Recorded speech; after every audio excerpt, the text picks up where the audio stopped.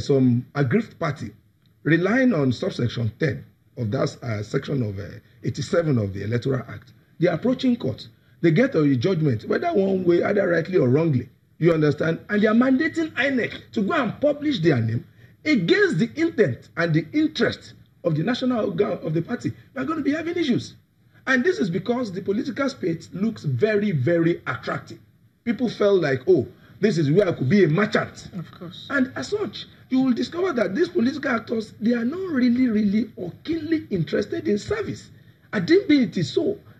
Every Tom, Dick, and Harry will not be approaching, each of these political parties and ensuring that their names have been published. Liberals, he's talked about those that went to court, and even though the courts have said this matter is strictly an intra-party matter, so the court should not be interfering, but then you still find that a lot of these politicians will always go to court as regards primaries. What does that say about That's the business of the courts. I'm not asking you to talk about the courts now. No, I said that's the business of the court. Okay. If you feel aggrieved, if you feel cheated, there are procedures for conducting primaries, there are procedures for nominations, and if you feel that these procedures have not been strictly followed, you have the right to approach, the Federal High Court for redress. It's stated clearly there, even in Section 87, and so it should. But otherwise, they would rather use resort to self-help to settle this cause. And so also the reason why some names are omitted, from what I gathered from the news also, is the fact that some of these cases are still pending in court, and so matters that are pending in court, you have restraining order here, you have restraining order there, and in all of these cases, INEC is usually a nominal party, and so INEC would not want to take steps in a matter that are still pending, and so that's why. And then in some cases, INEC also had said that by virtue of the provisions of the law, that they ought to be served notices, because the Constitution empowers them to monitor the activities of political parties and primaries. And so if they were not served notices for the conduct of primaries, and they say, look, we didn't even know, we're not aware that primaries took place in this place, and so we will not accept a list from you. So in those cases, the party will need a court order to compel INEC.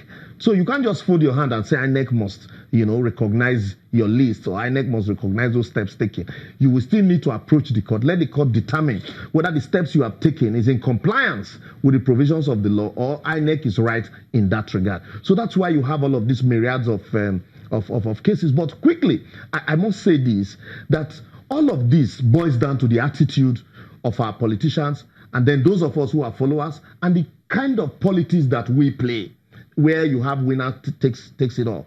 Now, what nobody's talking about the lists that have been displayed by INEC for claims and objections. INEC is saying, look, go check the list of eligible voters. They've been displayed not even at local government, at the polling unit now. These are places where you can easily detect underage voting. Nobody's discussing those one. Now, on the day of election, you suddenly hear people say, no, they were underage voters on the register. The register is made public now. These are areas also we need to be looking at. And then, lastly, the attitude of politicians with this mentality of I must win it all.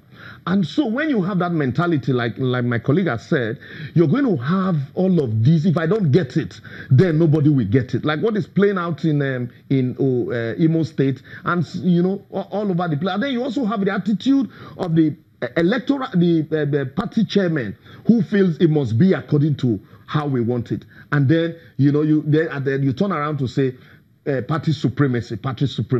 What's party supremacy? So when you have all of these problems playing around, you're always going to have a resort to court to determine who should be and who will not. But luckily, by virtue of Section 37, they still have a window to say, because the law, Section 37 says at least 30 days before the election.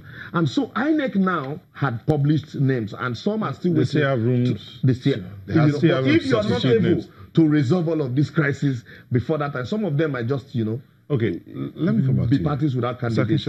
That substitution, the Electoral Act and INEC guidelines, I believe, I'm not sure which one of them says something about this, how a name can be substituted.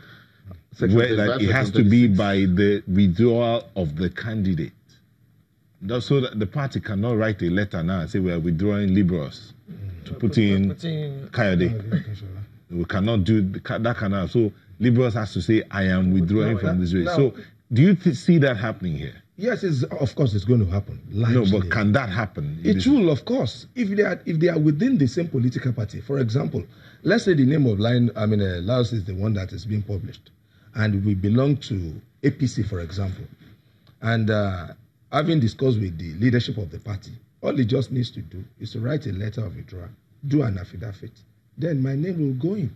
No, but what the party but you don't want your name to be removed. But what they do, what the problem, the crisis here, even in Edo, Zamfara, Niger, all of them, the crisis is not the candidates withdrawing from No, I asked that question because when you were talking, you said some of these cases are still in court. They are pending in court. Yes. Now, the parties all have room to do substitution. No, the parties can't substitute. Because they have room to sort out themselves. The window is still there to change names. There's a window. But what I'm saying is, would the parties, the individuals now, not the party as a whole, would the individuals be willing to write that letter? That's where the problem is. The individuals that are not willing to write the letter, a situation where you didn't contest for election and your name is sent to INEC as the winner of the process. And these are the problems that are happening. Those that stood for primaries, who were announced as winners on the day of primaries,